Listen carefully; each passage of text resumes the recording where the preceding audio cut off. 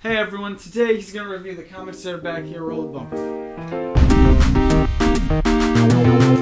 Hello and welcome to the show with reviews. I'm Auram, and normally on this show we review about 3 comics, but this week we're only reviewing 2, mostly because I was too busy to actually get to this week's comics. That's another thing. These comics are pretty old. I say pretty old, they're like 2 or 3 weeks old, so let's get started.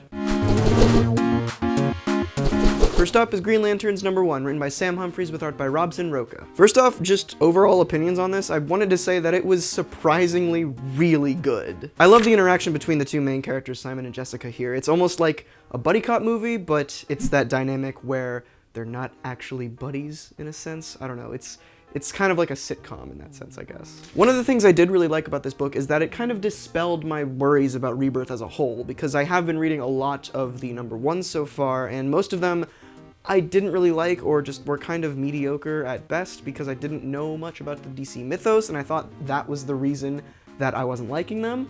But here, I really love this book, and these are 2 characters that I know nothing about. I was very easily and smoothly introduced to what I needed to know in general, and the story was not like shoved down my face here. It just kind of eased me into it. And even like these characters who I know kind of have a little history, I know that they're new, I didn't really need to know that. They just kind of showed up, and I got what I needed to know from this one issue. It's just a perfect #1. Next up is Vote Loki #1, written by Christopher Hastings with art by Langdon Frost. Okay, before I pretty much completely barrage this issue, I will say that the story was fine. It felt kind of shoehorned in. I mean, it is like Loki running for president, and it just kind of happens out of nowhere, but that's not my real issue with the comic here. My note about the art is just, okay, fuck the art. So my real, like, big #1 issue with this book is the art.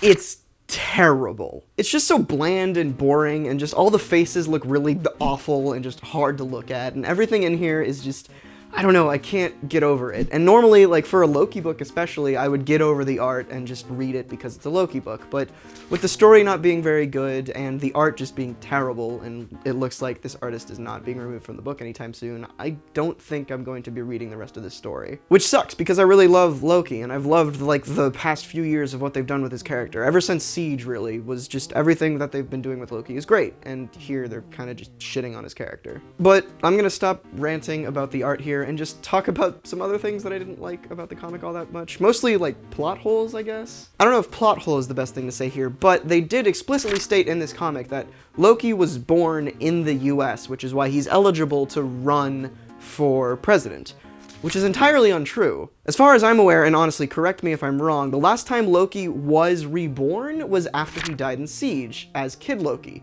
and he was French then. This is either a retcon or Marvel just ignoring Kid Loki for the 40th time ever, so I don't know. It was a bad book, is what I'm trying to say.